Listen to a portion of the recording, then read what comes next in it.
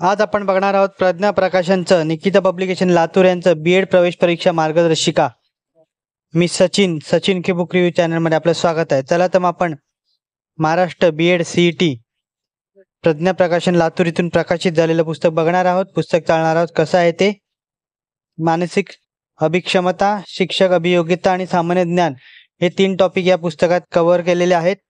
आपण पुस्तक बघत आहोत। अनुक्रमणिका बघितली, काय काय आहे त्या पुस्तकात। 275 रुपये या पुस्तकाची किंमत आहे। आपण पुस्तक चालणार आहोत कसं आहे ते बघणार आहोत। पुस्तकात काय काय दिलेलं आहे तेही बघणार आहोत।